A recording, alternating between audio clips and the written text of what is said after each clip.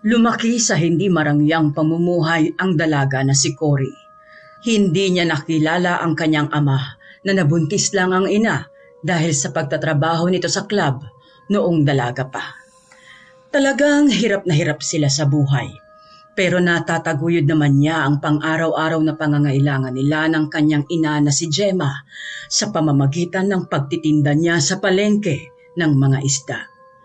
Pero alam ni Cory na para sa kanyang ina ay kulang na kulang pa rin ang kinikita niya dahil sa mga bisyo nito na alak at sugal. Kaya naman, hindi na nabigla pa si Cory nang minsan silang mag-away ng ina dahil sa kulang na perang ibinigay niya rito. Ano? 500 lang ang ibibigay mo sa akin? Sorry, Ma. Iyan lang ho kasi talaga yung sobra sa kinita ko ngayong linggo sa palengke. Bibili pa po kasi ako ng panibagong isda na maibebenta ko sa susunod na araw. Kaya nagtira po ako ng pera para doon. At saka nagtabi na rin ho ako ng kaunting pera para makabili naman po tayo ng bigas at pang-ulam natin. Mabilis na napapikit si Cory ng ibato ng kanyang ina sa kanyang mukha ang perang inabot niya rito. Galit na galit ang ekspresyon ng Mama Gemma niya habang diretso itong nakatingin sa kanya. Saan aabot yung 500 mo, ha? Kulang na kulang yan. Hindi ako makakabili ng alak ko dahil kulang pa yan sa pagsusugal ko. Ipapahiya mo ba ako sa mga kaibigan ko, ha? Tinitipid mo pa talaga ako? Iyan lang ho talaga yung natira, Mama. Mahina rin po yung kitaan sa palengke. Hindi lang naman po ako ang nag-iisang nagtitinda ng isda roon. Marami po akong kakumpetensya. Wala ka talagang kwenta! Alam mo, nang ganyang edad ko, kumikita na ako ng malaking pera. Kumikita na ako ng libo-libo. Isang gabi lang libo-libo, ha? Tandaan mo yan. Kung hindi sana ako nabuntis ng magaling mong ama na naikama ko lang ng 3 beses, di sana mayaman na ako. Nagtuloy-tuloy sana ang pag-asenso ko sa pagtatrabaho ko sa club. Nang dumating ka, nagkanda leche-leche na ang buhay ko. Mayaman na sana ako Tapos ikaw, sa ganyang edad mo, bariya pa rin ang kinikita mo dyan sa palengke. Ilang beses ko bang sasabihin sa'yo, Cory, na tumigil ka na dyan sa pagtitinda mo at ipapasok na lang kita sa club ni Mamita? Ayoko nga ho, Ma. Ayoko po. Mas gugustuhin ko pa po na magtinda ng marangal sa palengke kesa po ang... Hindi na ituloy ni Cory ang kanyang mga sasabihin dahil isang malakas na sampal na ang natanggap niya sa kanyang ina. Dahil sa lakas nun, bumaling tuloy sa gilid ang kanyang leeg at pakiramdam niya ay namanhid halos ang kalahati niyang mukha. Doon ay hindi na nga napigilan ni Cory ang maluha. Leche ka! Anong ipinagmamalaki mo sa pagtitinda ng isda, ha? Boba ka talaga! Mas pinipili mo pa na mga muy isda ka bago ka kumita ng pera. Kesa yung hihiga ka na lang, masasarapan ka na, magkakapera ka pa ng walang kahirap-hirap. Ayoko talaga, Mama. Pakiusap po. Ginagawa ko naman po ang lahat Hindi naman ho ako tumitigil sa pagtitinda. Ano ba? Ang arte-arte mo? May paiyak-iyak ka pa dyan? Ano bang masama ron? Baka nakakalimutan mo. Dahil sa trabahong yon kaya nandito ka sa mundong ito. At isa pa, nasa tamang edad ka na, di ba? Wala nang problema kung magtatrabaho ka sa ganong klase ng lugar. Isasayangin mo ang pagiging bata mo at pagiging sariwa mo dahil dyan sa kaartehan mo. Sasayaw ka lang naman doon ng nakabra at nakapanty, di ba? Hindi ka naman doon maghuhubad. Kapag nagustuhan ka ng customer, di sumama ka at magpakasarap na kayong dalawa. Isang gabi lang pwede ka nang kumita ng 10,000. Hindi ka ba nang hihinayang doon? Pero Ma, alam niyo naman po na meron akong boyfriend. Si Dindo ho ang... Aray ko, Ma! Napadaing agad si Cory dahil sa sakit na kanyang naramdaman nang bigla na lang sinabunutan ng Mama Gemma niya ang kanyang buhok. Mahigpit nitong hinawakan yon at hindi binitawan. Napatingala tuloy si Cory sa sobrang sakit. Hindi rin naman siya makapatol kaya wala siyang ibang magawa kung hindi ang umiyak na lang. Bakit? Ano mo ipagmamayabang ng Dindo na yon, ha? Isa rin naman na katulad natin yon na mas mahirap pa sa daga. Pipili ka na nga lang na magiging boyfriend mo, isang kargador pa sa palengke. Anong ipapalamon sa'yo niyan? Mag-isip-isip ka, Cory. Mag-isip-isip ka kung ayaw mong mamatay ng dilat ang mata dahil sa gutom. Bukas na bukas din, ha? Sa ayaw mo at sa gusto, pupunta tayo sa club ni Mamita. Ipapasok kita roon. Huwag mo akong ipapahiya kung hindi malilintikan ka sa akin. Leche! Marahas na binitawan na ng kanyang ina ang ulo niya. Dahil sa lakas nun, kaya napaupo siya sa sahig. Doon nagpatuloy si Cory sa kanyang pag-iyak. Agad din na kinuha ng mama niya ang perang ibinato nito sa kanya kanina at saka madaling lumabas ng kanilang bahay. Sigurado siya na pupunta na naman ito sa bahay ng kaibigan para magsugal, kung saan ay aabuti na naman yun nang magdamag doon. Nanatili na lang si Cory na nakaupo sa sahig habang patuloy pa rin ang pag-iyak ng malala. Ano ba namang klaseng buhay ito? Sarili kong ina, ipapasok ako sa trabaho para magbenta ng katawan. Bakit ba ang malas-malas ng buhay ko? Bakit ko ba nararanasan to? Paano na si Dindo? Kahit na mahirap ang kasintahan ni Cory na si Dindo, masasabi niya na ito na yata ang pinakamabait at responsableng lalaki na nakilala niya. Masipag din ito na katulad niya. Kahit kailan ay walang pinakitang masamang tinapay sa kanya ang kasintahan. Kaya naman, hindi maatim ni Cory na saktan ng damdamin ni Dindo kapag nalaman ng binata na magtratrabaho siya sa club habang may relasyon silang dalawa. Sunod-sunod tuloy na napailing si Cory at agad na pinahid ang kanyang luha. Hindi to pwede. Ayokong mapasok sa ganong klase ng trabaho. Kung kailangan kong umalis dito sa bahay, gagawin ko. Tama. Aalis na ako rito. Hindi ko masisikmura na magbenta ng sarili kong katawan. Kahit kailan, hindi ko gagawin yun. Mabilis na ngang tumayo si Cory. Agad siyang pumasok sa kanyang kwarto at nagmadaling ilagay ang kanyang mga gamit sa isang maliit na bag na madali lang niyang mabibitbit. Pagkatapos niyang mag-impake, walang pagdadalawang isip na umalis na nga siya sa kanilang bahay. Agad siyang tumungo sa palengke kung saan may maliit na barong-barong malapit doon na pinagtutuluyan ng kanyang kasintahan. Nang makarating siya roon, mabilis siyang kumatok ng paulit-ulit. Malalakas at mabibilis ang mga katok niya. Ilang segundo rin siyang naghintay roon hanggang sa tuluyan na ngang buksan ang pintuan ni Dindo. Napansin ni Cory ang gulat na ekspresyon niya nang makita siya. Mahal? Ano ginagawa mo rito ng ganitong oras? Pasok ka. Pagkapasok pa lang ni Cory, bumuhos na agad ang kanyang luha. Mabilis naman siyang nilapitan ni Dindo para pakalmahin at paupuin sa papag na higaan nito. Bakit ka umiiyak? Nag-away na naman ba kayo ni Aling Gemma? At saka, bakit may dala kang bag? Pinalayas ka ba niya? Hindi niya ako pinalayas. Umalis ako ng kusa sa bahay, Dindo. Hindi niya alam na umalis ako. Ano? Bakit mo ginawa yun, mahal? Dahil gusto ko nang umalis doon, Dindo. Umalis na tayo sa lugar na to. Magpakalayo-layo na lang tayo. Magtana na tayo. Ha? Teka, bakit naman biglaan? Dahil gusto akong ipasok ni Mama sa club. Gusto niya akong magbenta ng katawan ko doon. Ayokong mangyari yon, mahal. Ayokong gawin yon, kaya lumayas ako sa amin. Walang niya talaga si Aling Gemma, oh. Pati ba naman ikaw na sarili niyang anak Masisikmura niya na magtrabaho sa ganong klase ng lugar? Kaya nga umalis na tayo dito, Dindo. Magtanan na tayo.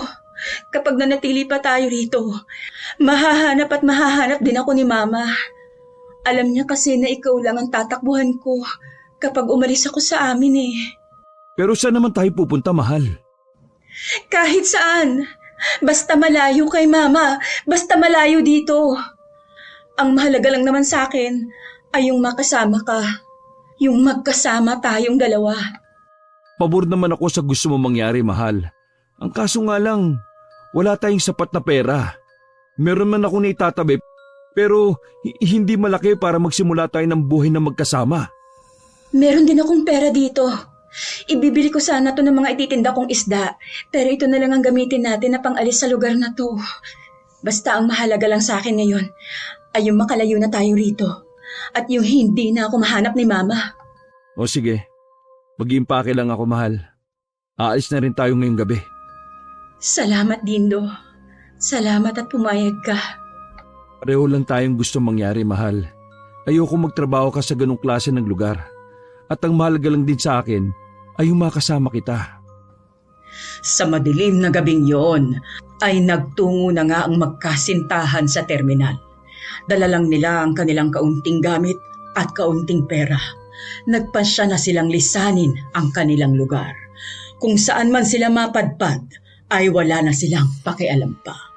Basta ang mahalaga lang sa kanila ay ang makalayo sa lugar na yon at makatakas si Cory sa kanyang ina. Malayo ang kanilang biniyahe na umabot din ng ilang oras. Nakarating sila sa isang liblib na baryo ng probinsya ng Masbate. Gabi na noong bumaba sila ng bus at umalis sa terminal na pinagbabaan nila. Nakahawak si Cory sa braso ni Dindo habang naglalakad sila sa hindi sementadong kalsada. Medyo madilim ang daanan na tinatahak nila dahil karamihan sa mga poste ay malamlam na ang ilaw at mukhang malapit nang mapundi. Nasaan ba tayong lugar, Dindo? Hindi ko rin alam, mahal, pero dahil kalsada naman to at may mga ilaw rin naman, sigurado ako na may mga kabahayan tayong madadaanan dito. Dapat kasi, doon na lang muna tayo nagpalipas ng gabi sa terminal. Masyadong delikado kung naglalakad tayo sa kawalan eh. Hindi naman tayo pamilyar sa lugar na to. Tiwala ka lang, mahal. Sigurado ko na may madadaanan tayo dito na kabahayan. At isa pa, hindi naman siguro lalagyan ng ilaw ang daan na to kung walang dumaraan dito, di ba? Natatakot lang kasi ako, mahal. Ang dilim-dilim mo. Pakiramdam ko, parang may lalabas na lang na kung ano dyan sa unahan natin. Hindi masyadong paranoid. Kung ano-ano kasi ang iniisip mo eh. At huwag kang mag-alala, mahal. Nandito naman ako. Hindi kita pababayaan. Hinawakan pa ni Dindo ang kamay ni Cory, kaya naman kahit papaano ay kumakalma na rin ang kinakabahang damdamin ng dalaga. Naglakad-lakad pa sila ng ilang minuto hanggang sa mapansin nila na lalong umuunti na ang mga nadadaanan nilang poste na may ilaw. Dahil doon, kaya lalong dumidilim na rin ang daan na tinatahak nila. May narinig pa silang malakas na alulong ng aso sa may hindi kalayuan, kaya lalong humigpit ang pagkakahawak ni Cory sa braso ng kasintahan. Bumalik na lang kaya tayo roon sa may terminal, mahal. Natatakot na ako eh. Para namang walang kabahayan dyan sa may dulo. Doon na lang tayo sa may terminal magpaabot ng umaga. Tapos, bukas ng umaga, saka na lang tayo maglakad-lakad para naman kahit papano nakikita natin kung ano bang nasa paligid natin. Dindo, tignan mo nga oh. Hindi natin makita kung ano tong nasa gilid ng kalsada dahil sa sobrang dilim. Natatakot na talaga ako. Maglakad pa tayo ng konti, mahal. Pakiramdam ko talaga eh, may mga kabahayan dyan eh. May narinig na kasi akong aso kanina. Hindi natuloy ng kanyang kasintahan ang balak nitong sabihin dahil pareho silang natigilan nang may narinig silang kumakaluskos sa damuhan na nasa paligid lamang ng kalsada. Narinig mo ba yun, mahal? Oo, Ano yun? baka may hayop lang na dumaan. Naku, hindi na talaga magandang nararamdaman ko rito, Dindo. Umalis na tayo. Umalis na talaga tayo. Bumalik na tayo sa may terminal. Ang kaluskus lang na naririnig nila kanina ay lumakas na rin ng kaunti. Dahil madilim ay alam nilang gumagalaw na rin ang mga talahib na nandoon. Pakiramdam nila ay para bang may lalabas mula sa gubat. Anumang oras. Hindi na napigilan ni Cory na higitin ang braso ng kasintahan at pilitin na ito na umalis na sa lugar na yun. Ano ba, Dindo? Umalis na tayo. Tara na. Natatakot na talaga ako. Buti na lamang sa paghila ni Cory ay sumunod na sa kanya ang kasintahan. Nagsisimula na silang maglakad pabalik sa terminal ng mga sandaling yon. Madadaanan nila yung talahib na gumagalaw-galaw, kaya naman pinilit ni Cory na huwag batuhan yon ng tingin dahil sa sobrang takot na baka may makita siya roon na kung ano. Yun pa naman ang isa sa pinakakinatatakutan niya na mangyari, na may makatitigan siyang mata sa mata mula sa dilim. Nakayuko lang noon si Cory habang naglalakad. Malalampasan na sana nila ng kasintahan ang mga talahib na gumagalaw nang sa isang iglap ay bigla namang may lumabas doon. Ah! Sa sobrang takot ay hindi na nga napigilan ni Cory ang mapasigaw. Buti na lamang ay mabilis siyang nahila ng kasintahan niya para maitago sa may likuran nito. Sino ba naman kasi ang hindi matatakot kung bigla na lang may lumitaw sa harapan nila na isang matandang lalaki na nanggaling pa sa loob ng madilim na gubat. May bitbit pa itong sako sa balikat. Mabuti na lang din at mabilis na naputol ni Cory ang kanyang pagsigaw. Unti-unti na rin siyang kumakalma nang makita niya na normal na matanda lang pala ang lumabas mula sa dilim. Kung saan ay kunot na kunot ang noo nito habang nakatingin sa kanila ng kanyang kasintahan. Agad na nakaramdam ng pagkapahiya si Cory. Ba't ka ba sumisigaw dyan, Iha? Naku, pasensya na Manong. Nabigla lang po ako sa biglaang paglabas ninyo mula dyan sa gubat. Medyo matatakotin ho kasi talaga ako sa bigla-bigla na lang sumusulpot sa harapan ko. Pasensya na ho ulit. Kung matatakotin ka pala, bakit naman kayo naglalakad sa madilim na bahagi ng kalsadang ito? Alam niyo ba kung ano yung tinatahak niyong lugar? Hindi ho, Manong. Kararating lang ho kasi namin dito sa lugar na ito. Nakita ni Cory na medyo napahinto ang matandang lalaki sa isinagot ng kanyang kasintahan dito. Doon ay dahan-dahang ibinaba ng matanda ang sunong-sunong niya na sako para mas maayos silang harapin at makausap. Ibig bang sabihin mga dayo lang kayo rito? Opo, ganun na nga ho. At pinili nyo na dito sa madilim na bahagi ng kalsada kayo dumaan? Mapapahama kayo sa ginagawa nyo, Iha. Wala ho kasi talaga kaming alam na lugar na pwede naming mapuntahan, Manong. Nagbabakasakali lang ho talaga kami na may bahay dito kaya ho kami naglalakad-lakad. Buti na lang at nakasalubong niyo ako. Ako na magsasabi na walang kabahayan dyan sa gawin na yan ng kalsada. Susunod nyo ng madadaanan dyan linang na taaniman ng mga palay. Walang bahay dyan. Saan kaya yung matatawag na bayan dito ho sa lugar ninyo? Maghanap po kasi kami na matutuluyan ngayong gabi. Malayo pa bayan dito. Mga kalahating oras pa kung sasakay kayo. Basta dito sa gawing ito puro taniman na lang ang makikita nyo. Taniman ng palay at mais. At kung maglalakad naman kayo, baka abutin kayo ng 1 hanggang 1.5 oras. Depende pa yan sa bilis nyong maglakad ha. Hindi maiwasan na mapatingin si Cory sa kasintahan dahil mukhang malabo nga na makahanap sila ng matutuluyan para magpalipas ng gabi. Pero saglit lang din silang nagkatitigan sa isa't isa hanggang sa magsalita na uli ang matandang lalaki. Pero kung ang hinahanap nyo lang naman simpleng matutulugan o matutuluyan na hindi kasing sosyal na mga hotel, malapit lang ang bahay kubo ko rito. Pagliban lang dyan sa may tulay tapos lalakad lang ng konti nandun na yung bahay ko. Pwede ko kayong patuloyin muna ron kung gusto nyo. Oh, talaga po, Manong? Hindi alam ni Cory kung bakit ibang-iba ang naging reaksyon niya sa naging reaksyon ng kanyang kasintahan sa naging alok ng matanda. Kung si Dindo kasi ay mukhang natuwa, siya naman ay hindi malaman kung ano ang mararamdaman niya.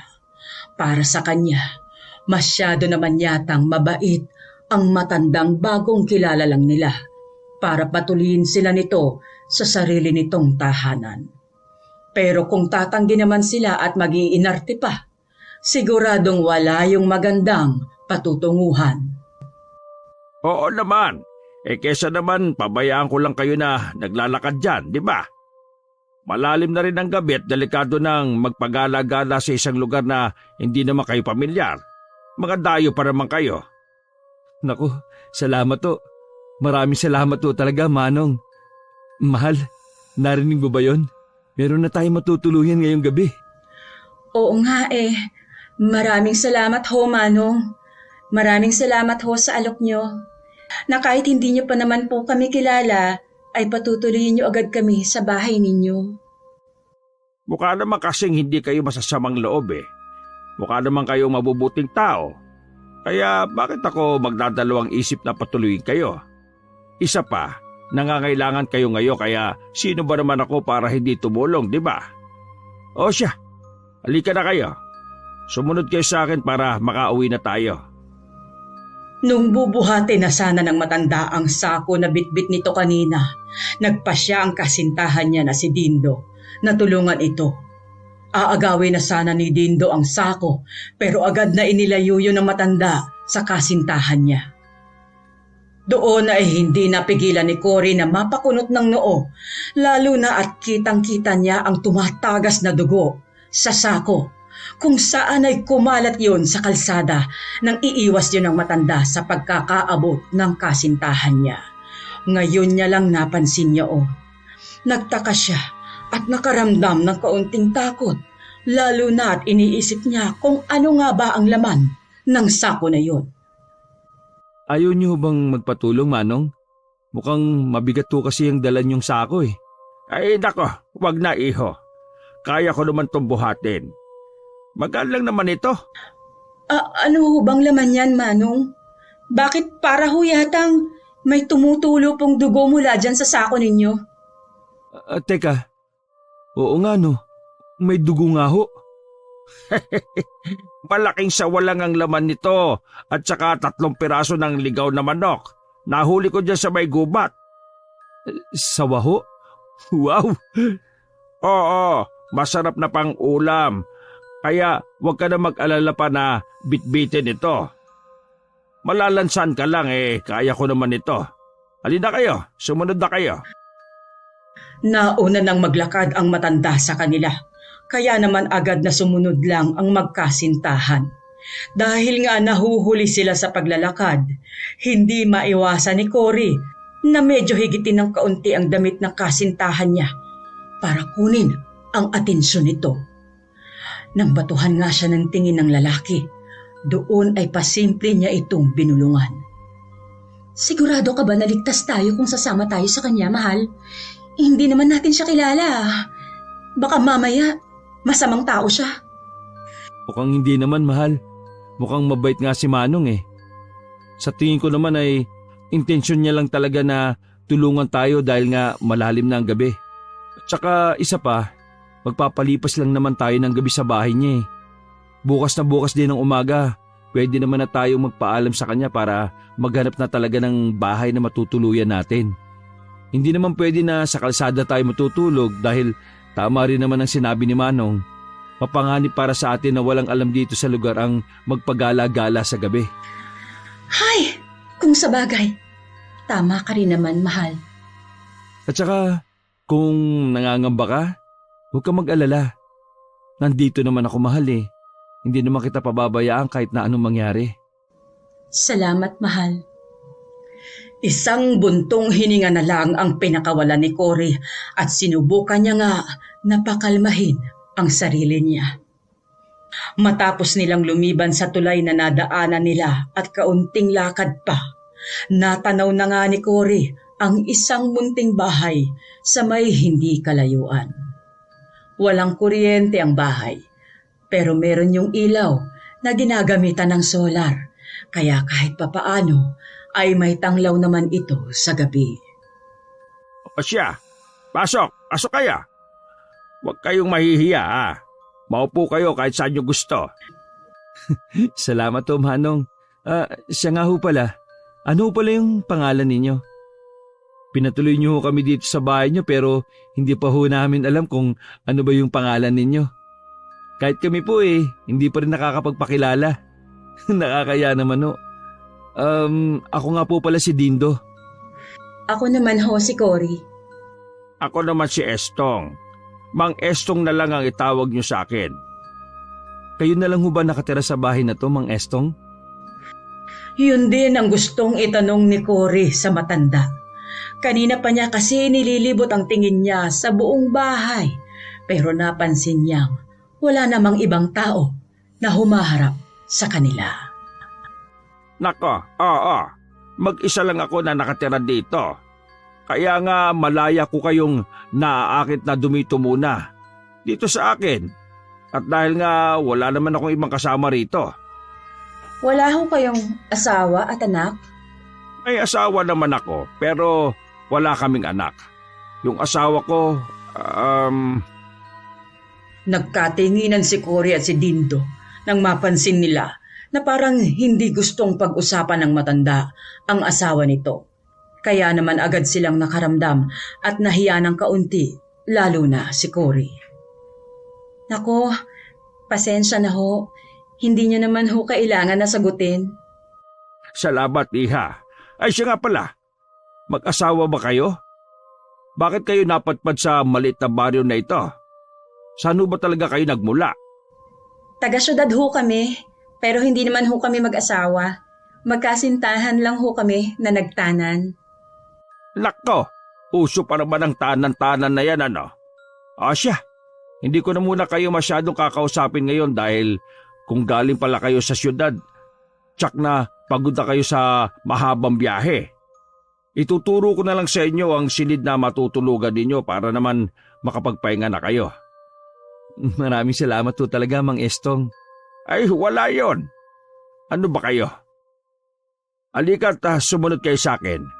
Basta pagpasensyahan nyo na lang ang maliit na silid ng bahay ko ha. Wala ring kama yan at tanging papag lang ang meron. Naku, ayos lang po, Mang Estong. Kahit ano pa ho yan, ay ayos lang po kami. Tama po. Hindi rin naman po kami mapili. Pare-pareho lang ho tayong laki sa hirap. Kahit hindi pamilyar na bahay ang tinuluyan ng magkasintahan at dahil pareho nga rin naman silang galing sa hirap, kaya hindi alintana ng dalawa ang matigas na papag na hinihigan nila ng mga sandaling yun. Talagang pagkalapat na pagkalapat pa lang ng kanilang likod ay talagang tuluyan ng bumigay ang talukap ng kanilang mata at nakatulog ng magkayakap. Kinabukasan, nagising si Cory na wala na sa tabi niya si Dindo. Dahil doon, kaya agad siyang napabalikwas mula sa kanyang pagkakahiga at napabangon. Paglabas niya ng silid, ay hindi rin niya nakita roon ang kasintahan, kaya medyo nag-alala siya. Dindo? Buong akala niya ay walang sasagot sa pagtawag niya, pero narinig niya na nagsalita ang kasintahan niya mula sa labas ng bahay. Nandito ako, mahal! Agad na lumabas nga si Cory. Doon ay nakita niya ang kasintahan na kasama ang matandang lalaki.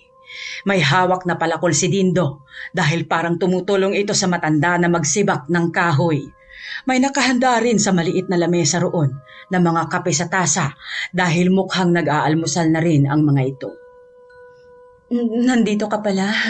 Hindi kasi kita makita kanina nang nagising ako. Masyado kasing masarap ang tulog mo kanina, mahal. Kaya hindi na kita ginising pa. Magandang umaga, Iha. Ano, mag-almusal ka na? Magandang umaga rin ho, Manong. Sige ho, mamaya na ho ako. Magalang na pagbati niya, pero agad din niyang binalingan ng tingin ang kasintahan na handa na sanang magsibak na ulit ng kahoy. Pero kinausap niya ito agad, kaya ito napahinto. Mga anong oras nga pala tayo aalis, Dindo? Tanong niya agad sa kasintahan. Napansin niya kasi na para bang wala pang balak na mag-ayos si Dindo ng sarili nito, samantalang may usapan sila na aalis din agad kapag sumapit na ang umaga. Dapat naghahanda na sila hanggat maaga pa para makahanap na sila ng iba nilang matutuluyan bago pa man ulit sumapit ang gabi. Hinintay niya ang isasagot sa kanya ng kasintahan, pero napansin niya na napatingin muna ito sa matanda bago ito sumagot.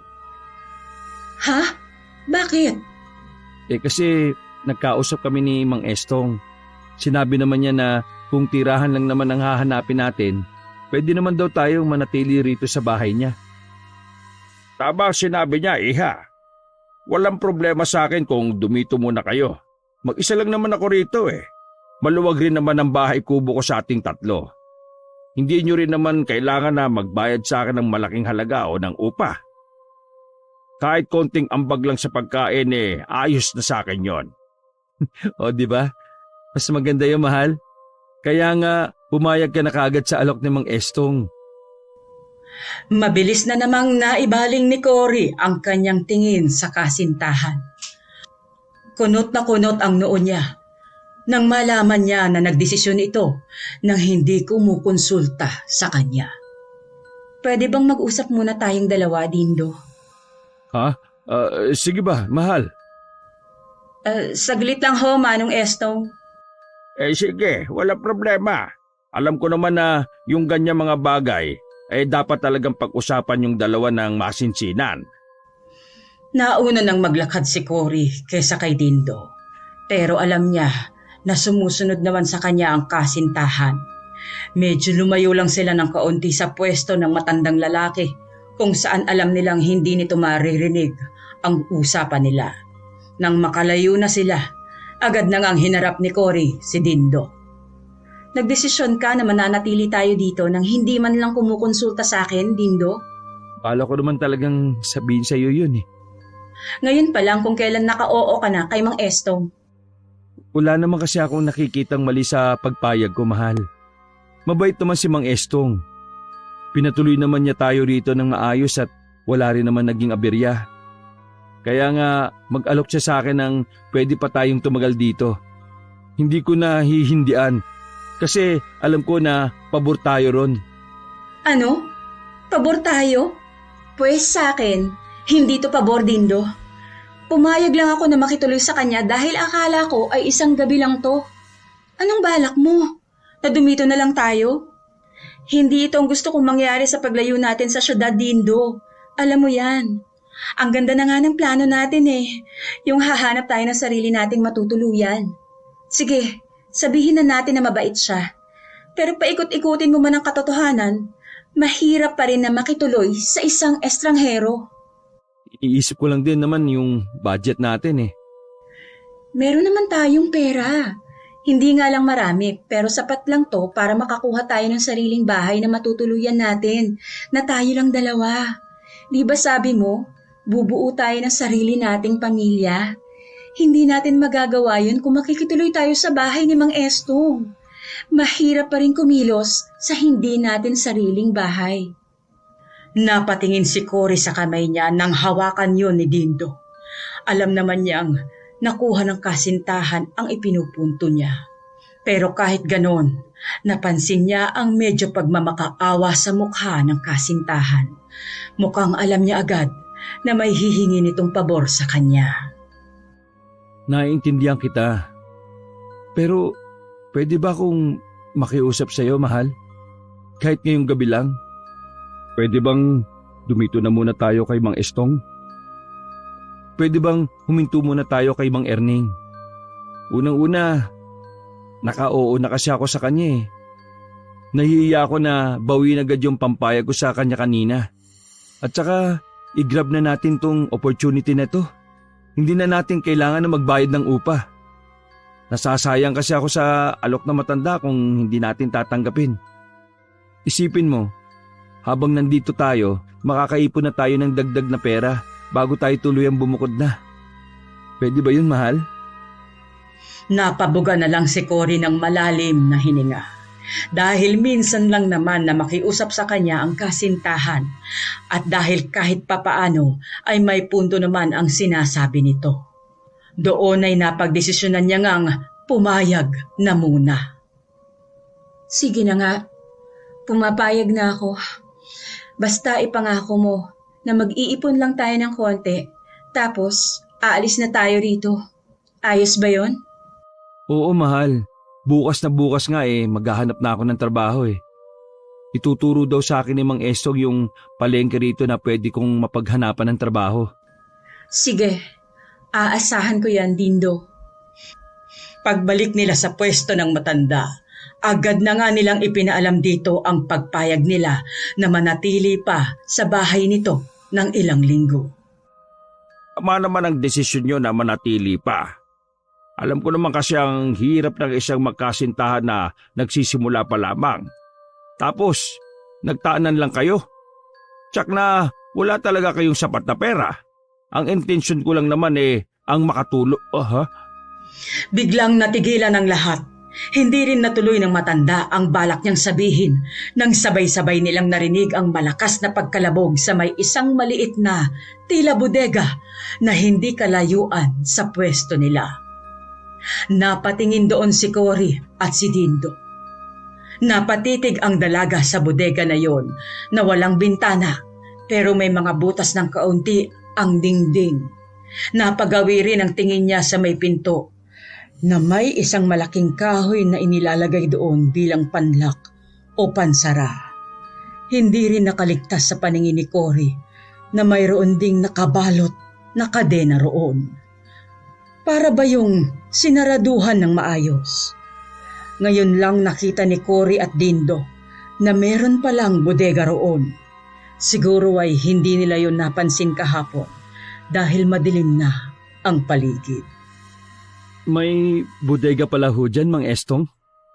Saka, narinig niyo ho ba yon? Para hong may kumalabog sa loob. Nako, buti at napansin nyo ang bodega na yan. Muntikan ko nang makalimutan na sabihin sa inyo at pagbawalan kayo na wag kayong lalapit muna sa lugar na yan, ha? Po? Bakit to? Ano bang meron dyan? Meron kasi dyan na nakapasok na malaking ahas. Isang araw ko na rin hinahanap at binabantayan na lumabas ulit pero hindi ko mahanap-hanap Dahil nga hindi ako makapasok sa loob. Hindi ko kasi mahanap yung susi ng kandado. Kaya sobrang delikado na lumapit kayo dyan. Cobra pa naman yung ahas na nakita ko. Nakakatakot naman ho. Oo nga Pero tsak na hindi agad lalabas ang ahas na yon. Sa init ba naman ng panahon ngayon baka dyan na muna yan mamahay. Basta ang akin lang, wag na wag munang lalapit dyan, ha? Sige ho, Mang Estong, wala kang problema. Sumapit ang tanghali. Naghahanda na noon na magluto si Cory. Inako kasi niya ang gawaing pagluluto dahil hilig din naman niya ang magluto. Maya-maya ay nilapitan siya ni Mang Estong at ibinigay sa kanya ang mga gulay raw na pananim nito na pwede niyang maluto sa hapunan. Tinanggap naman yon ni Cory. Pagkatapos noon ay umalis na rin agad ang matanda dahil maliligo raw ito sa ilog para handa na sa pag-alis papuntang bukid. Pagkakain ng kanilang tanghalian, sumama rin ang kasintahan niya sa matanda dahil sasabay na rin daw ito sa pagligo. Dahil doon, kaya si Cory lang ang naiwan sa bahay. Habang naghihiwa siya ng gulay, bigla siyang natigilan nang maalala niya yung sakong bitbit ng matanda kagabi. Hindi niya tuloy maiwasan na ilibot ang kanyang paningin sa paligid upang hanapin yon. Nasaan kaya yung sakong daladala ni Mang Estong kagabi? Di ba may laman yun na patay na manok at saka sawa? Sabi niya ipang-uulam yun . Bakit kaya hindi yun ang ipinaluto niya sa akin ngayon? Hindi kaya mabulok yun? Pero dahil hindi naman niya makita yung sako, kaya hinayaan na lang niya yon at tinanggal na lang sa isip niya. Nang mabalatan na niya yung kalabasa, itinapon niya ang mga balat nun sa labas. Papasok na sana siya ulit sa kusina nang bigla na naman siyang matigilan dahil sa pagkalabog na narinig na naman niya mula sa may bodega. Napalingon siya tuloy sa gawin na yon at napatitig doon. Mga ilang segundo rin siyang nakatingin sa bodega hanggang sa mapansin niya na para bang may anino na biglang gumalaw sa loob noon. Biglang nahigit ni Cory ang kanyang hininga sa nakita. Ano yun?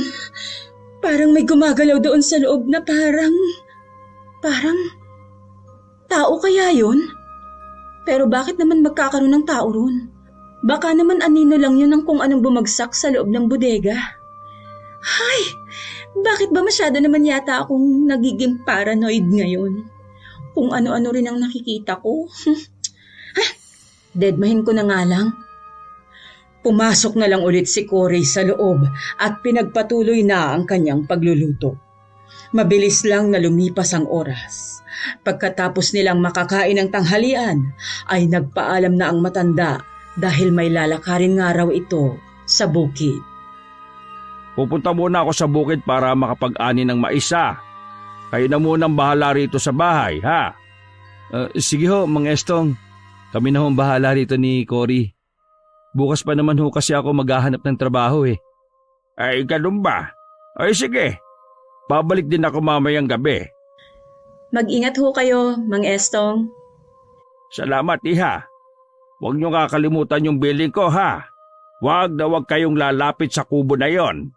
Susunod do kami, Mang Estong. Huwag ho kayong mag-alala. Pagsapit ng gabi, ay bumalik na rin ang matanda mula sa trabaho nito sa bukid. Gaya ng una nilang makita si Mang Estong, may bitbit na naman ito na sako. Kapansin-pansin na mukhang mas malaki ang laman noon kaysa sa nakita nila kagabi. Napansin din agad ni Cory ang tumutulong dugo sa sako na yon. Mukhang may huli na naman ho kayong hayop, Mang Estong ah. Ay nako, hindi no. Wala to. Aso lang ito na nasagasaan kanina sa kalsada. Aso ho? Kawawa naman. Oo nga eh. Nakakaawa naman kung masasagasaan lang ulit. Kaya naman inilagay ko na rito sa sako at iuuwi ko para mailibing ko na maayos. Grabe, ang bait nyo naman ho, Mang Estong. Kung sa iba-iba yan eh, baka pinabayaan na ho yan. Ay nako, tama ka dyan. Sumapit na ang pangalawang gabi ng magkasintahan sa bahay ng matanda. Pagkatapos nilang kumain ng hapunan, ay nagpasya na rin sila na magpahinga na. Bukod kasi sa maagang araw ang matanda para bumalik sa bukid bukas, aalis na rin ang kasintahan ni Cory na si Dindo para naman maghanap ng trabaho sa bayan. Akala ni Cory, magtutuloy-tuloy ang tulog niya kagaya noong unang gabi niya roon. Pero sa hindi niya malaman na dahilan, bigla na lamang siyang naalimpungatan sa gitna ng gabi. Nang tignan niya ang relo niya na umiilaw, doon niya nakitang pasado 3:00 pa lang pala ng madaling araw. Babalik na lang sana siya ulit sa pagtulog, ngunit agad na napakunot ang noo niya nang may marinig siyang tunog ng kadena mula sa labas. Ano yun? Parang may tao sa labas. Dahil nakadikit ang papag na hinihiga nila ni Dindo sa dingding at dahil gawa sa sawali iyon, kaya may mga butas iyon na pwede niyang pagsilipan. Saktong pagsilip niya roon, hindi niya akalain na abot tanaw niya lang pala roon ang bodega. Ngunit hindi roon napako ang paningin ni Cory. Biglang kumunot ang noo nito nang makita niya roon ang matandang lalaki. Nakatalikod si Mang Estong sa gawin niya, kaya hindi niya makita kung ano ba ang ginagawa nito. Pero dahil naririnig niya ang pagtunog ng kadena, kaya alam niya na may ginagawa ang matanda roon. Natanaw niya rin sa lupa yung sako na wala ng laman. Ngunit sa pagkakatanda niya ay doon nakalagay yung patay na aso. Sa sobrang pagtataka niya ay napatanong tuloy siya sa kanyang isipan. Ano kaya ang ginagawa ni Mang Estong doon ng ganitong oras? Mukhang wala naman siyang balak na pumasok sa loob ng bodega. Pero bakit niya kaya ginalaw yung kadena ron? Pinipilit niya kaya yun na buksan?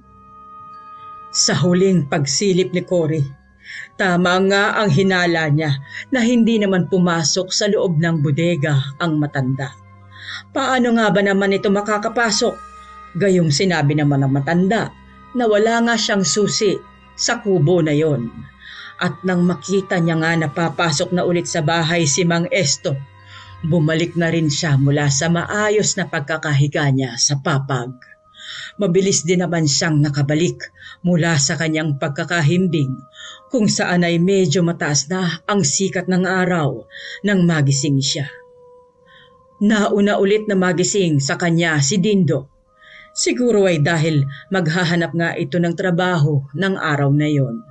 Kaharap na rin ng kasintahan niya sa lamesa ang matandang lalaki na unang nakakita sa paglabas niya ng silid. Ising ka na rin pala, iha. Halika na at sumabay ka na sa amin ng kasintahan mo na mag-almusal. Salamat ho.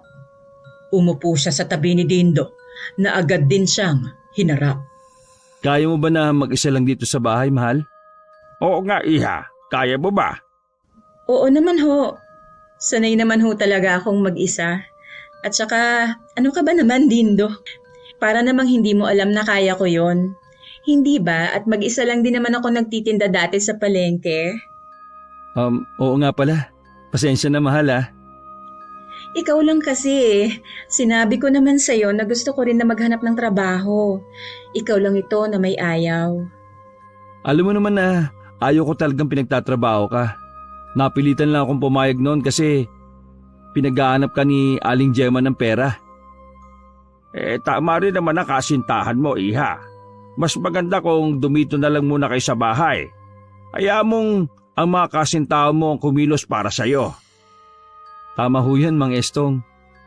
Yun naman ho talaga ang bala ko eh. Ang maging isang mabuting may bahay na lang siya. Natapos ang saglit na pag-uusap nilang lahat tungkol sa trabaho. Patapos na rin silang kumain ng mga sandaling yaon nang hindi maiwasan ni Cory na tanungin ang matanda tungkol sa nakita niya kagabi. Wala naman siya talagang balak na magtanong ngunit parang hindi niya mapigilan na usisain yaon. Siya nga pala, Mang Estong. Nakita ko ho kayo kaninang madaling araw sa tapat ng bodega. Hindi nakaligtas sa paningin ni Cory ang paghinto ng matanda sa balak nitong pagsubo ng pagkain dahil sa sinabi niya. Gising ka ba nun, iha? Paano mo ako nakita? Medyo naalimpungatan lang po ako. Narinig ko po kasi yung pagtunog ng kadena, pero hindi naman ho kayo nakapasok. Ano ho palang ginagawa niyo doon?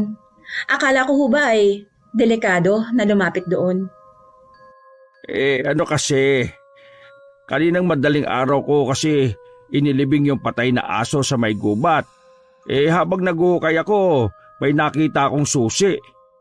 Iniisip ko na baka yun na yung susi ng bodega na naihulog ko na lang kung saan. Kaya ayun, sinubukan ko ron sa kadena. Ang kaso nga lang, hindi naman nabuksan kaya ibig sabihin hindi yun yung susi para doon. Ganun ho ba? Kaya po pala. Nang sumapit na ang mag-aalas 7 ng umaga, ay sabay na ngang nagpaalam ang matanda at ang kanyang kasintahan kung saan ay pinabaunan pa siya nito ng halik at kaunting paalala. Dahil siya na nga ang naiwan doon ng mag-isa, naisipan na muna ni Cory na maglaban na lang ng ilang mga damit, lalo na at wala naman siyang ibang gagawin. Habang naglalabas siya, hindi maiwasan ni Cory na medyo mailang sa presensya ng bodega na malapit lang sa pwesto niya. Yung lumang poso kasi kung saan siya naglalaba ay kaunting dipa lamang mula sa nakasaradong bodega. Hindi alam ni Cory kung guni-guni lang ba ang naririnig niya. Pero mayroon talaga siyang naririnig na kumakaluskos sa loob ng bodega. Ano ba kasing kumakaluskos na yun sa loob ng bodega na yan? Para namang hindi kayang gumawa ng ganyang tunog ang ahas ah. Pero kung hindi ahas yun, ano naman kaya yun? Hindi na lang sana papansinin pa ni Cory ang munting kaluskos na narinig niya at magpapatuloy na lang ulit sana siya sa paglalaba. Pero may kakaiba na naman siyang naramdaman. Pakiramdam ni Cory ay may nakamasid sa kanyang bawat paggalaw. Hindi lang doon nagtapos yun dahil agad na naman siyang natigilan nang marinig niya na para bang may nabaling sanga sa paligid niya. Masyadong malakas ang tunog na yon sa pandinig ni Cory kaya alam niyang hindi nakalalayo ang gumawa ng tunog na yon. Iniisip niya na baka may tao sa paligid na nanunood sa kanya. Dahil doon, mula sa kanyang pagkakaupo sa bangkito, mabilis na siyang tumayo at saka napalingon sa may paligid. Sa hindi niya inaasahan na pangyayari, sa paglibot niya ng tingin, may nakita siyang isang lalaki. Matandang lalaki yaon na tumakbo papalayo. Biglang kinabahan si Cory. Kumpirmado niya nga na may taong nakamasid sa kanya, kaya ganun na lang ang nararamdaman niya kanina. Imbis na balutin ng takot si Cory, walang pagdadalawang isip na hinabol niya ang matanda sa loob ng gubat. Teka lang! Sino ka? Bakit mo ako minamatsagan? Manong! Hoy! Huminto ka, Manong! Sa mga ganoong pagkakataon, alam ni Cory na hindi ligtas ang pagsunod niya sa matandang lalaki sa loob ng gubat. Pero dahil naunahan na siya ng kilos kaysa ang mag-isip muna, kaya hindi na niya nakontrol ang sarili niya. Teka lang! Tumigil ka! Tumigil ka, Manong! Harapin mo ako! Sino ka ba? Bakit mo ako pinapanood? Nalaman siguro ng matanda na hindi titigil si Cory sa paghahabol sa kanya. Kaya naman, unti-unting bumagal ito sa pagtakbo. Siguro, dahil may edad na rin ang estrangherong lalaki, kaya agad itong napagod at hinarap si Cory. Huminto na rin sa pagtakbo si Cory. Pero nang matanaw niya ang mukha ng lalaki, bumalot agad sa sistema niya ang takot. Paano ba naman kasi may malaking peklat ang matandang lalaki sa noo nito na umabot hanggang sa kaliwang mata. Kahit na gusto ni Cory na mas lumapit pa sa matandang lalaki, mas pinili niya na huminto na rin at lagyan ng malaking agwat ang pagitan nila ng matanda. Sino ho kayo? Bakit niyo ho ako minamatsagan? Sino ka rin ba, Iha? Gusto ko rin malaman kung bakit nasa pamamahay ka ni Estong. Anong ginagawa mo sa pamamahay niya? Nakikituloy ho kami ng boyfriend ko sa kanya. Kilala niyo ho ba si Mang Estong? Ay, kasama ka pa bang iba? Nakaramdam ng kaunting inis si Cory dahil bawat tanong niya ay sinasabayan din ito ng tanong. Wala tuloy siyang makuhang matinong sagot mula rito, kaya hindi na rin niya sinagot ang estranghero. Umalis na kayo sa pamamahay niya, Iha.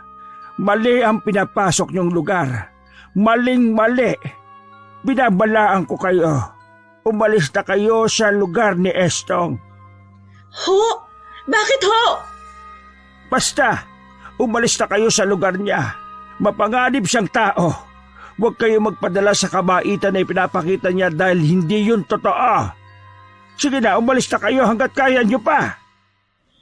Halata ang pagbabala na may kaunting takot sa boses ng matanda. Nang sabihin niya yon, bago ito muling tumakbo paalis. Naiwan naman si Cory na nakatulala lamang habang pinapanood na unti-unting mawala sa paningin niya ang matandang estranghero. Punong-puno siya ng katanungan sa kanyang utak sa sobrang pagtataka sa nangyari. Bakit ganun ang sinabi ng matanda sa akin? Kilala niya ba si Mang Estong para masabi niya ang mga ganung mga bagay? Ibig bang sabihin ay masamang tao talaga si Mang Estong? Pero sino ba dapat ang paniwalaan ko sa dalawa? Kailangan ko tong sabihin kay Dindo. Nang makabalik na nga si Cory sa bahay ng matanda, ay tinapos niya na agad ang ginagawa niyang paglalaba. Nagsasampay na siya noon nang matigilan na naman si Cory dahil sa narinig niyang pagkalabog mula sa bodega.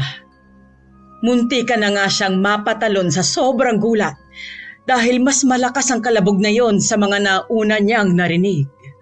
Para bang may kumukuha sa pansin niya, kaya naman mabilis na naman niyang naibaling ang tingin doon at napatitig. Ano bang nasa loob ng bodega na yan? Bakit parang mas malaki pa sa ahas ang nandoon? Hindi yata ako matatahimik nito kung hindi ko yun titignan. Isang malakas na buntong hininga ang pinakawala ni Cory at sa kanya binitawan ang sampayin niya. Kahit ramdam niya ang kaunting pagkabog ng kanyang dibdib habang dahan-dahan na siyang naglalakad papalapit, ay hindi niya na yon ininda pa. At tuluyan na siyang makakalapit sa may bodega nang matigilan siya dahil sa boses ng kanyang kasintahan na tinawag ang pangalan niya. Cory? Mabilis na napalingon si Cory sa boyfriend niyang bagong dating. Kunot na kunot ang noo nito habang nakatingin sa kanya at saka mabilis na lumapit sa pwesto niya bago marahang hinigit ang kanyang braso palayo sa bodega. Anong ginagawa mo dyan, mahal? Hindi ba binalaan na tayo ni Mang Esong na huwag tayong lalapit dyan? Buti na lang at nakawi kagad ako. Kung hindi, siguradong hindi ka magpapapigil na lumapit dyan sa bodega. Kanina pa kasi ako nakakarinig ng para bang may kumakaluskos sa loob niyan eh. Hindi ko mapigilan na hindi usisain. Sinabi na sa atin ni Mang Estong na malaking ahas nga yung nasa loob niyan, di ba? Baka yun lang yung naririnig mo. Hindi eh. May kumakalabog talaga dyan. At saka, parang may nakita rin akong anino sa loob. Parang may tao. Ano? Tao? Bakit naman magkakaroon ng tao sa loob niyan? Hindi rin ako sigurado. Pero alam ko na merong kakaiba sa loob ng bodega na yan. Paano kung may tao palang kinukulong dyan si Mang Estong? Ha? Ano ba yung pinagsasabi mo at iniisip mo kay Mang Estong? Ang bait-bait ng tao sa atin eh. Pero may nakita akong matandang lalaki kanina, Dindo. Umaalagid siya dito sa bahay ni Mang Estong. Tapos nung nahuli ko siya, bigla siyang tumakbo kaya hinabol ko. Ayun, binalaan niya ako na umalis na raw tayo rito dahil masamang tao raw si Mang Estong. Yun ang sinabi niya sa akin. Ano? At sino naman ang lalaking yun? Hindi ko alam. Hindi ko siya kilala. Hindi ko rin natanong kung ano bang pangalan niya. At mas gusto mo pang maniwala sa lalaking hindi mo namang kilala kesa kay Mang Estong? At bakit? Kilala rin ba natin si Mang Estong, Dindo? Hindi rin naman natin siya lubusang kilala, hindi ba? Halos magdadalawang araw pa lang natin siyang nakakasama. Kaya hindi ibig sabihin nun ay kilalang kilala na talaga natin siya. Kaya pwede ba? Umalis na lang tayo dito. Hindi ko rin kasi nagustuhan yung kinikilos ng matandang lalaki kanina eh. Alam mo yun? Para siyang natatakot. Para talaga siyang nagsasabi ng totoo.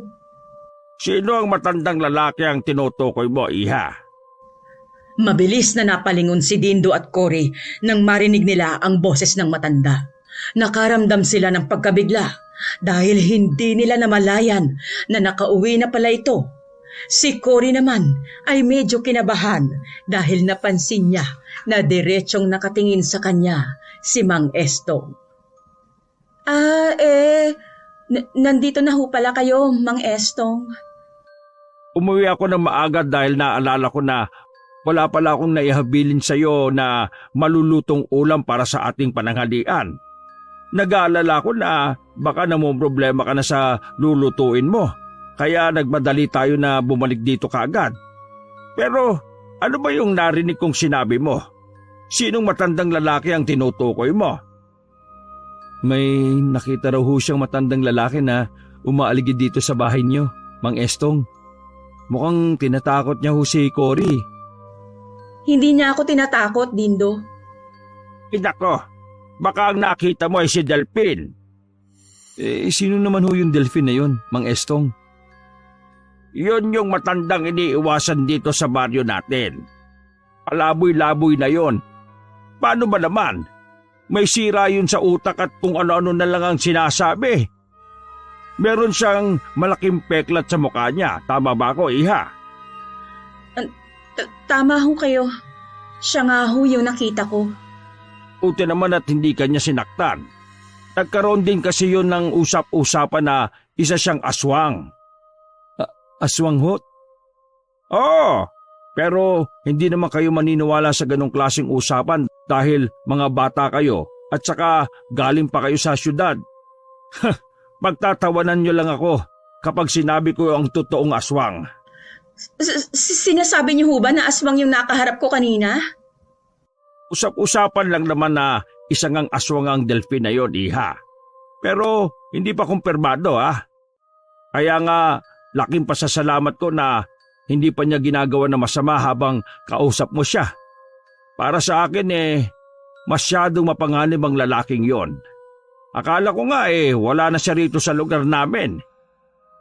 Yung pala nandito lang siya sa paligid at umaali-aligid.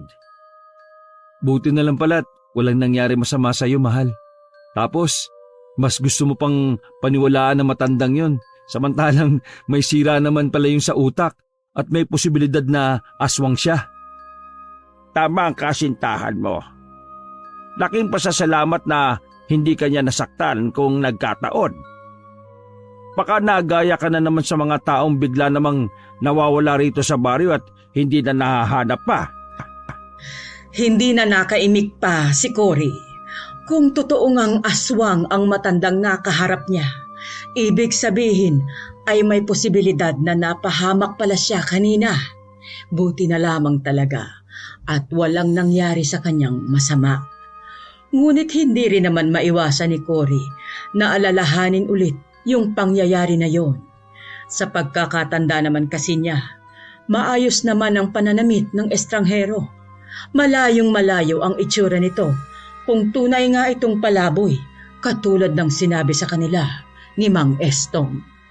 Pero kahit ganun pa man, ay hindi na lang siya kumontra pa. Inisip niya na mukhang nagsasabi rin naman ng totoo si Mang Estong, lalo na at itong tagaroon sa lugar na yon ng matagal na panahon. Wala rin naman itong rason para magsinungaling kung sakali. Kinagabihan sa hindi na naman malaman na dahilan ni Cory, bigla na naman siyang nagising sa kalagitnaan ng gabi. Naalimpungatan lang siya, kaya balak niya sanang bumalik na rin agad mula sa pagkakahimbing. Pero agad siyang napabangon ng makapa niya. Nawala sa tabi niya ang kasintahan na si Dindo, nang balak niya sana itong yakapin. Dindo? Mabilis pa sa isang kisap mata na napabangon si Cory at nakita nga niya na bakante ang hinihigan ng kanyang kasintahan. Alam niya na walang rason para umalis si Dindo sa kanilang silid, lalo na't meron naman silang arenola na mapag-iihian. Dahil doon, kaya naman walang pagdadalawang isip na bumangon na nga si Cory para lumabas. Kinuha din niya sa may pako ang nakasabit na maliit na flashlight doon para gamitin na pananglaw dahil wala nang ilaw sa buong bahay. Sa paglabas niya sa may sala, wala rin doon si Dindo. Dindo? Dindo, nasan ka? Wala siyang narinig na sagot. Sunod naman niyang tinungo ang silid ng matanda na halos katabi lang din ang kwarto nila. Dahil wala namang pinto ang kwarto ni Mang Estong at tanging kurtina lamang ang tumatabon doon. Kaya hinawi na lang niya yon para masilip niya ang looban. Doon ay napakunot ang noo ni Cory dahil hindi rin niya nakita ang matanda. Ha? Pati si Mang Estong wala sa kwarto niya. Nasaan kaya siya? At saka, nasaan ba si Dindo? Magkasama kaya sila?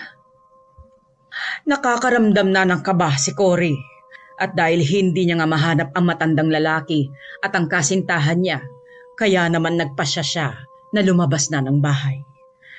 Kahit alam niyang madaling araw pa lang at medyo madilim ang labas, hindi na niya ininda pa yon. Ang mahalaga para kay Cory ay ang mahanap si Dindo. Paglabas niya, ang una agad na nahagip ng ilaw ng flashlight ay ang nakabukas na pintuan ng bodega. Natigilan si Cory nang makita yon. Teka, bakit nakabukas yung pintuan ng bodega? Akala ko ba'y hindi yun nabubuksan? May nangyari kaya na hindi ko alam habang natutulog ako. Dahil napuno ng pagtataka at kuryosidad si Cory kung bakit ba bigla na lang nabuksan ang bodega. Kaya naman nagpasya siya na lapitan muna yon. Nasa may bungad pa lang siya ng bodega ay naaamoy niya na agad ang babaho at malansang amoy na umaalingasaw mula sa loob noon. Muli siyang nagpatuloy sa pagpasok at agad na tinanglawan ang paligid ng bodega. Nakita niya na wala naman palang halos laman ang loob noon bukod sa isang papag na higaan. Mga naglalakihang drum na mukha namang walang laman. Pero ang mas kapansin-pansin sa loob noon ay ang lalong paglakas ng masangsang na amoy. Ano bang amoy yun? Bakit ang baho? Ang sangsang? Sobrang lansa! Ang sunod na tinanglawan ni Cory ay ang sahig ng bodega. Agad niyang nakita roon ang mga mansya ng dugo sa lupa. Hindi rin nakaligtas sa kanyang paningin ang nakakalat na balahibo ng mga manok. Ano bang klaseng lugar ito? Humakbang pa ng kaunti si Cory. Pero sa sumunod na hinakbangan niya, mayroon siyang naramdaman na parang kung ano na natapakan niya. Hindi niya masabi kung matigas ba yun o malambot o kung ano ba talaga yun. Dahil doon, kaya naman agad na niyang tinanglawan ang kanyang paanan, kung saan ay agad na namilog ang kanyang mga mata at napaupo siya sa lupa, kasabay ng malakas niyang pagsigaw.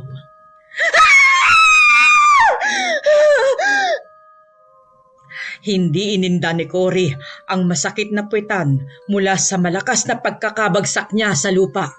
Napaatras din siya habang nakaupo para makalayo lang doon. Sa paanan niya kasi ay nakita niya roon ang kalahating katawan ng aso.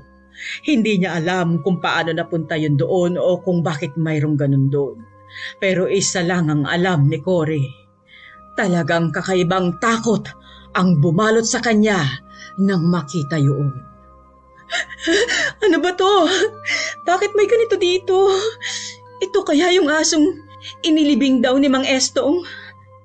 Pero, paano napunta to dito? Tatayo na sana si Cory mula sa pagkakaupo niya sa lupa. Pero bago pa man niya magawa yun, bigla na lang may narinig siyang malakas na kalabog sa kanyang likuran. Doon niya napagtanto na bigla na lang sumarado ang pintuan ng bodega. Agad siyang nakaramdam ng pagkalito at mabilis na tumayo ito para makalapit sa pintuan. Teka lang! Nandito ako sa loob! May tao rito sa loob! Pakibukas naman ang pinto! Sunod-sunod na kumatok si Cory. Grabe ang kanyang kabog sa puso niya, lalo na't kahit ano ring gawin niyang pagtulak sa pintuan, ay hindi niya mabuksan pa yun. Narinig niya rin mula sa labas ang tunog ng kahoy. Doon pa lamang natauhan si Cory na tila may kumukulong nga sa kanya sa loob ng bodega. Sinong nandyan? Narinig niyo ho ba ako? Mang Estong! Ikaw ho ba yan? Dindo! Dindo, ikaw ba yan? Nandito ako sa loob! Pakibukas naman ho! Hindi tumitigil si Cory sa pagkatok at pagtulak niya sa pintuan. Pero kahit anong gawin nito ay wala pa ring pagbabago na nangyayari. Hindi niya alam kung sino ba ang nagkulong sa kanya sa loob. Pero ang nasisiguro niya ay nasa labas pa rin ng pintuan ang gumawa nun. Dahil may maliit na butas sa pinto ng bodega, nagpasya si Cory na sumilip doon. Hindi nga siya nagkamali sa kanyang hinala. Nasa labas nga si Mang Estong.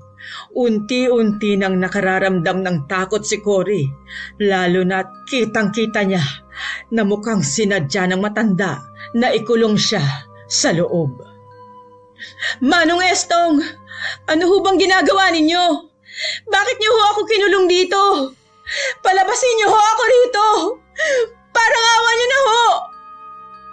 Wag sanang sasama ang loob mo sa akin, Iha. Ano hong ibig niyong sabihin? Kailangan ko lang tong gawin dahil mas malaga sa akin ang asawa ko.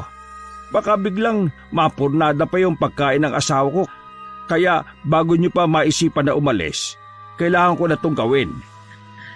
Hindi maintindihan ni Cory ang ibig sabihin ng matanda, lalo na nang mabanggit nito ang asawa nito.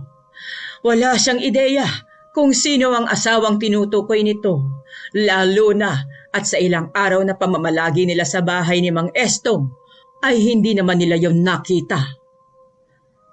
Ano ho bang sinasabi ninyo, Mang Estong? Pwede ho ba palabasin niyo na ako dito? Parang awa niyo na ho. Pasensya ka na talaga, Iha. Hayaan mo, babalik na rin naman ang asawa ko. Hinahabol niya lang ngayon yung kasintahan mo na tumakbo. Pagkatapos niya kay Dindo, ikaw naman ang isusunod niya. Anong ginawa niyo kay Dindo? Nasaan siya? Anong isusunod? Palabasin niyo ako rito! Palabasin niyo ako! Sinipa-sipa na ni Cory ang pintuan. Hindi niya mapigilan na magwala dahil napagtanto niya na totoong masama nga ang ugali ng matandang lalaki. May balak itong gawin sa kanila ng kasintahan niya. Pakawalan niyo ako! Pakawalan niyo ako! Nasayangin pa ang lakas mo, Iha. Wala ka namang magagawa. Hindi ka na makakatakas pa. Kailangan ka ng asawa ko. Kailangan ka niya para mabawi niya ang gutom niya. Abay, ilang araw nang hindi siya kumakain ng maayos. Hindi niya na tinanggap ang ibinigay kong pagkain sa kanya. Kaya ikaw na lang at ang kasintahan mo ang tanging makakatulong sa akin. Nahinto ang pagtulak ni Cory sa pintuan nang marinig niyang para bang may mga yabag na narinig siya mula sa labas. Akala niya ay paalis na si Mang Estong. Ngunit nang sumilip siya ulit sa butas, doon na tila tumigil ang ikot ng mundo ni Cory. Isang babae na may nakakatakot na hitsura ang nakita niya sa labas. Gulong-gulo ang buhok nito. Kulubot din ang balat at nakakatakot ang mga mata nito. Hindi rin nakaligtas sa paningin ni Cory ang matatalim ng ngipin ng babaeng yon habang may tumutulo pang mga laway. Umuungol yon ng mabangis. Aswang! Gulat na sambit ni Cory sa kanyang sarili. Hindi siya maaaring magkamali sa nakita niya. Hindi pa naman siya nakakakita ng ganoon sa totoong buhay. Pero alam niyang aswang ang babaeng yon, base na rin sa nakikita niya at napapanood sa mga palabas sa telebisyon. Hindi mo nahanap ang lalaki? Nakita niya na umiiling ang babaeng aswang kay Mang Estong. Ngunit pagkatapos noon ay hinaplos ng matandang lalaki ang mukha ng halimaw. Halatang hindi ito natatakot sa aswang. Unti-unting nalinawan si Cory sa relasyon ng matandang lalaki na si Mang Estong sa babaeng halimaw na yon. Hindi kaya Siya yung asawa ni Mang Estong. Isang aswang ang asawa niya. Huwag ka mag-alala. Nasugatan mo ng malala ang lalaking yon, hindi ba? Tsak na hindi rin naman yun makakalayo pa, lalo na at hindi naman niya alam ang pasikot-sikot sa loob ng gubat. Pero huwag ka mag-alala, asawa ko. Meron pa naman akong isa pang hinanda para sa pagkain mo. Nandito siya sa loob. Hindi ka na mahihirapan pa na habulin sila. Nang marinig ni Cory na parang tinatanggal na ng matandang lalaki ang kahoy na nakaalbat sa pintuan ng bodega, doon na siya dahan-dahang napaatras palayo sa pintuan. Bubuksan na niya ang pintuan. Hindi pwede to. Siguradong kakainin ako ng aswang. Agad na nataranta na naman si Cory. Mabilis niyang pinatay ang hawak niyang flashlight at agad siyang nagtungo sa may mga naglalakihang drum sa mga gilid ng bodega. Nagtago siya roon. Maya-maya pa ay narinig niya na nga ang pagbubukas ng pinto. Lalong kumabog ng malakas ang puso ni Cory, lalo na at naririnig na niya ang malakas na ungol ng aswang. Kahit na magtago ka pa, makikita ka rin namin. Sa tingin mo ba makakalabas ka pa ng buhay sa 4 na sulok ng bodega na to, iha? Huwag mo nang pahirapan pa ang asawa ko. Matagal na siyang nagtitiis. May kapansanan sa pag-iisip ang asawa ko. Hindi na siya bumalik pa sa dating anyo niya bilang tao. Alam mo ba, ganun kahirap na ikulong ko siya sa bodegang ito? Mahirap. Pero mas gusto ko pa na nagrarasyon na lang sila ng pagkain niya sa araw-araw. Kaysang mamatay siya sa labas dahil sa mga taong gusto siyang patayin. Kaya nakikiusap ako. Huwag mo na yang pahirapan pa. Nagtitimpi si Cory na hindi sumagot sa matanda, pero napilitan siyang sagutin ito. Kung may sira sa pag-iisip ang asawa mong aswang, pues, may sira ka rin sa pag-iisip, Mang Estong. Napakasama mo para kunin ang loob namin ni Dindo para may maipakain sa asawa mo.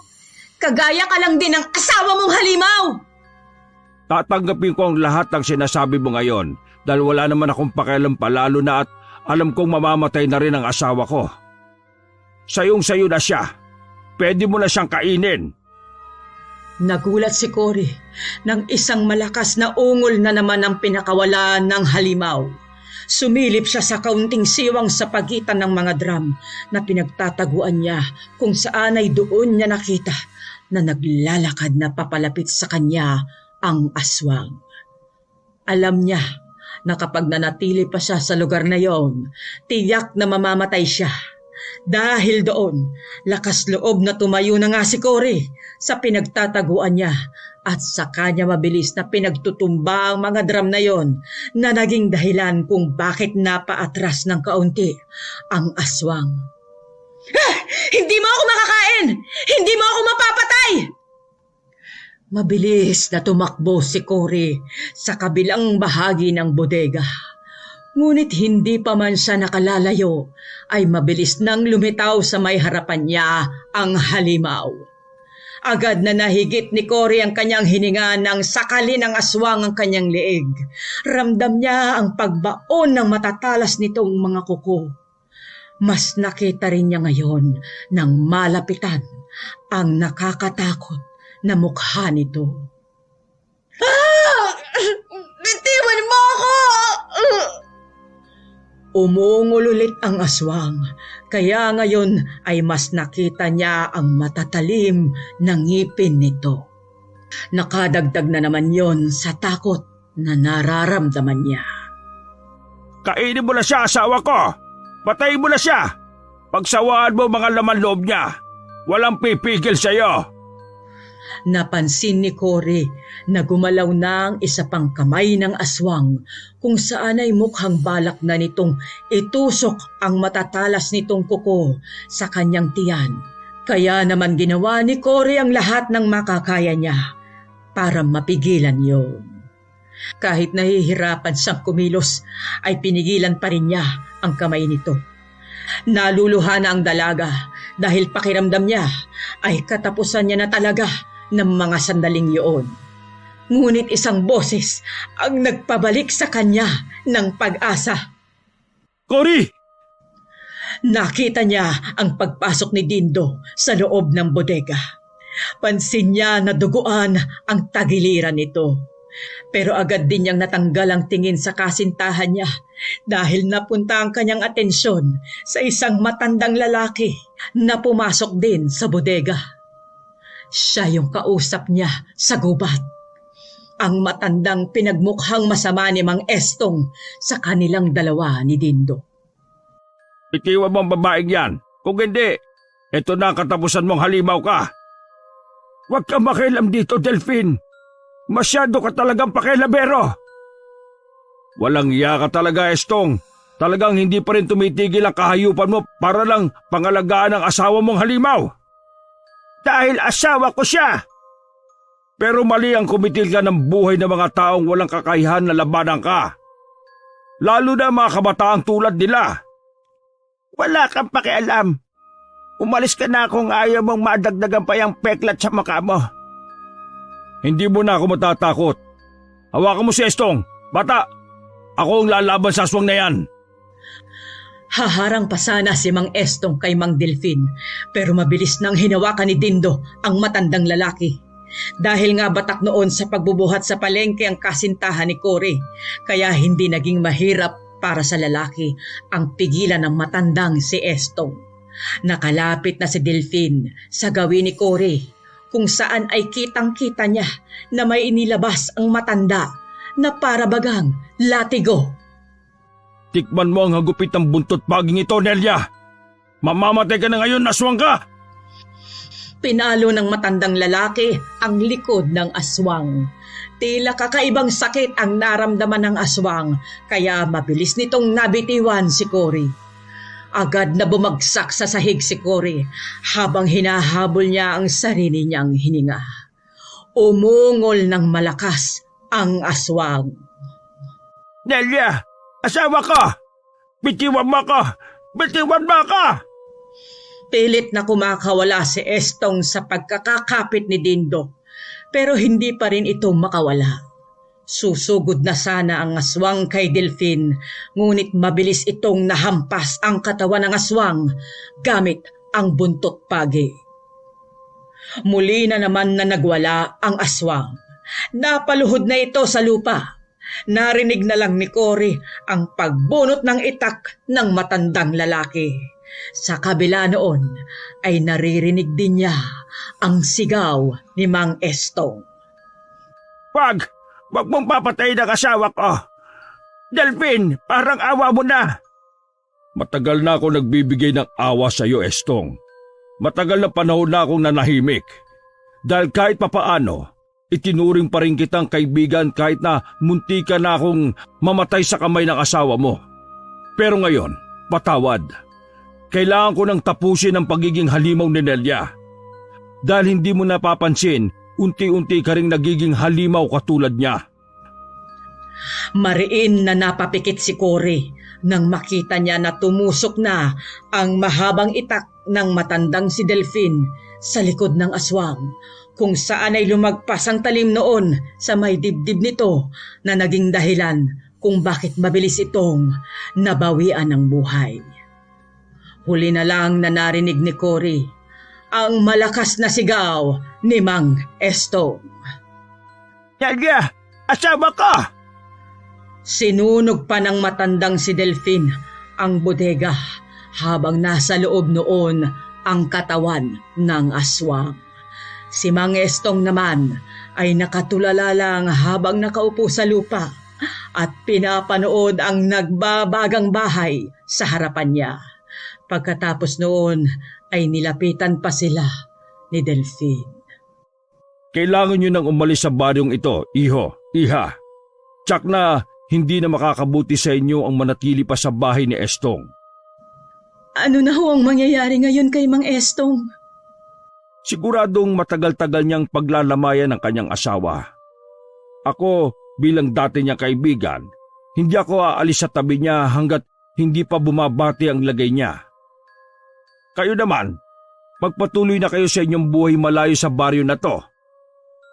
Maraming salamat, Mang Delphine. Utang na loob ho namin sa inyo ang kaligtasan namin. Maraming salamat ho.